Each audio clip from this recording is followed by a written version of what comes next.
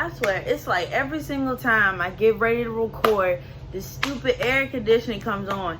I'm tired of it, over it. Hello, citizens of Sage Road. It's Sage, and welcome back to my channel. If you are new here and this is the first time you are seeing my lovely face, hi, welcome.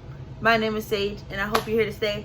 For all my old time subbies, what's good? What's popping with you? As you can probably tell from the title of this video, I will be doing a book review on the very, very important book, Dear Martin.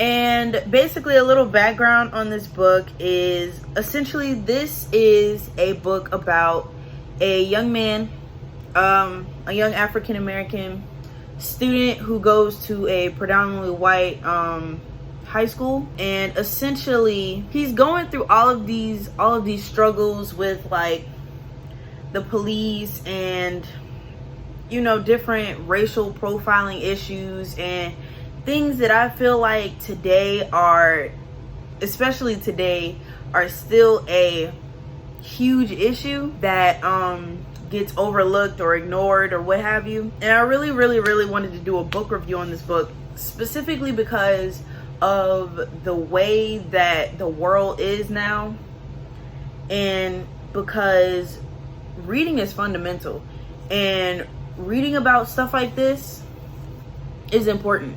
Educating yourself on stuff like this is very important, because you don't want to be out here at these protests and all this other stuff saying the wrong thing and then you looking like Boo Boo the Fool in the face. We all know that one person.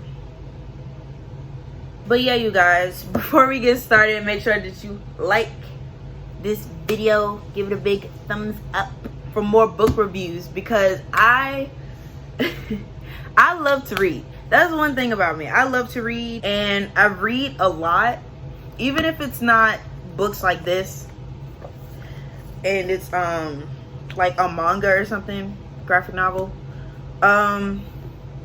Reading is still reading. All right, so there will be spoilers. I just want to make that abundantly clear that there will be spoilers.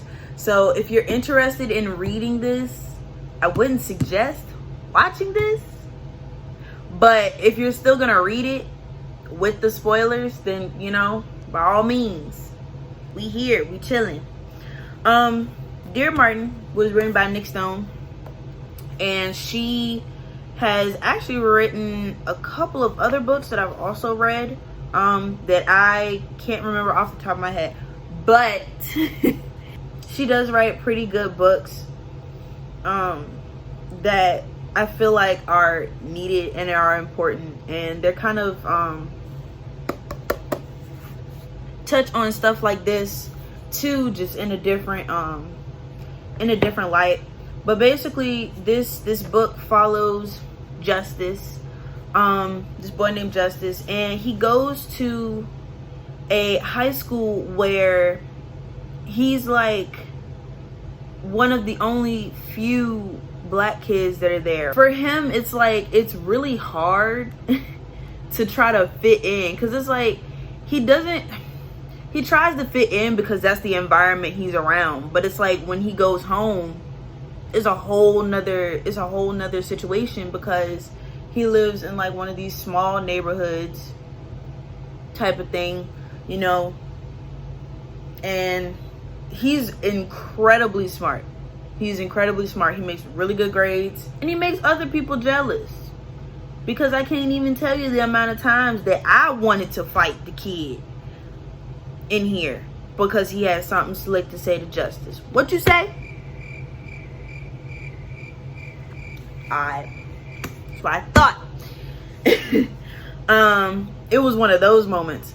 But essentially, I really wanted to just talk about this one part in the book that I feel like really got me when I was reading, because going into this book, the only thing I knew about it was that the main character's name was Justice, and he started writing these letters to MLK about why are all of these things happening to African Americans, even though you fought for civil rights? Like, why are things happening this way when we have already essentially fought and won the battle. This you know, actually, it was just kind of like I saw it as like a why is this still happening? Even though even though we've been fighting for this for years. And it's like, you think about how stuff is going right now, especially since most of us are in the house, and then you have everybody else who's protesting and stuff like that and fighting for justice. And then you sit and you think about what he's saying in here, and I'm just like, we're still fighting years later. Mind you, the civil rights movement did not happen that long ago. It's only been like, what, 50-ish years? 50, 60 years? It has not been as long as people think. And we're still fighting for it right now, even though we technically already fought and won for it. So it's just kind of, you get that sense of like, it's that wow factor. It's like, oh wow, this is really happening, even though, And then the moment that really stuck to my heart was the scene where he was in the car with his best friend, and they were riding down the street, perfectly fine. They were riding down the street, and it hit me because I do this. They were riding down the street. They were minding their own business, and his friend does. His name is Manny, Emmanuel, but they call him Manny. His friend does what basically most teenagers do when they're riding in the car. They bump their music. I'm talking about, they be going 30 and a 25 with their music on like 40. You know what I'm talking about. You know those people. And it was like, they stopped at the stoplight. The music is just playing. And it's just, it's normal, like rap music. Like any kid would listen to music, that type of thing. And this white man that was in the car beside them was just basically, he was just hounding him. Like he was mean. First of all, he was mean mugging the mess out of both of them, because Manny's windows were down. So it's not like they were the only people that could hear his music. But even when your windows are rolled up, you can still kind of hear the music if it's loud enough. So yeah, so he was just mean mugging the crap out of them. And then he had rolled his window down and started saying, turn the music down, turn the music down. And I do believe, if I'm remembering correctly, because I have read this a while ago, and I have been wanting to do a book review on it for a while, but I never got the chance to. But if I'm remembering correctly, it was not illegal to play your music loud like that. Like, I know in some cities and states like that, it can be seen as like a domestic disturbance because, it's loud music or whatever. But they were on like a main type of road. So it wasn't like they were going through a neighborhood. They were on a main, like, actual road.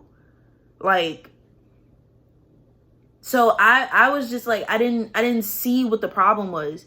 And it got to the point where he just kept telling them to turn the music off, and Manny won't going for it because it's like they weren't doing anything. They were just sitting there listening to music, which is what anybody does, minding their own business. And it's like, he got so mad to the point where he shot him. And unfortunately, Manny ended up passing away. And it really got to me. Because when I read this, it was maybe 2 or 3 weeks after I had finished reading. Wow, I blanked so hard right now. Wow, that's gonna bother me all day until I go into my room and check on my bookshelf, and I'm gonna see the name of the book that I'm thinking of, and I'm gonna get real mad. But I had read this a couple weeks after I had finished that. So in my mind, I'm just thinking like, these kids, these children, people's sons and daughters and all this other stuff are literally getting killed over nothing. nothing, for no reason, for just sitting there minding their own business, not bothering nobody. You know, it just, yeah. I'm not gonna get too deep into it because I'm already like just thinking about that scene again and thinking about how much turmoil it caused for Justice to have been a witness. He had critical injuries, but he lived.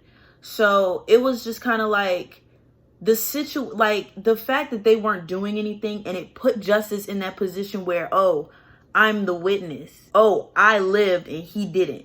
Is that type of situation. It just kind of, it makes you upset and it brings you down because it's like, that's not fair. And that type of stuff is still happening today and it's not fair. So it's just kind of like, I wanted to take the time to talk about it because it's important for people to know that this stuff happens for literally no reason. One of the more lighthearted moments was that he had this crush on this girl, and his mom had specifically, like, he knew his mom did not want him to go out with a white girl. That was just the bottom line. He you know, his mom did not want him to be with a white girl. And it was so, I found it comical only because these are things that happen.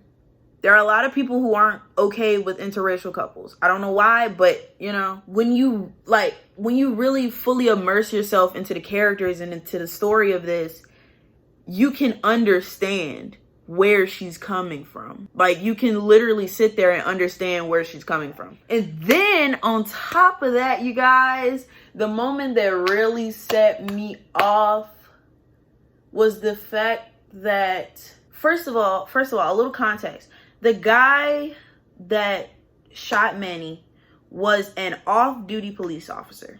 And then maybe a couple of weeks after Manny passed away, the officer comes up dead. And then because he died and they knew that Justice was mad and upset and stuff like that over what happened to Manny, the police officers at the end of the book showed up to his graduation and was like, do you know what happened, such and such and such.